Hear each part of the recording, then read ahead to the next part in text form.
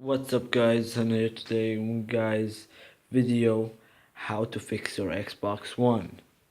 If you look there, it's actually broken. So what you need to do basically, you need to get your controller and your phone needs to, okay, I see, you need to drop your phone. It's a glitch, must happen. You put your controller right there.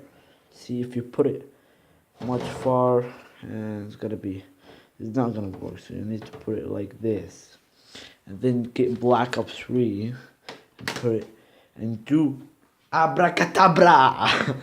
Now it's fixed. You see, nothing there. You see, just my finger.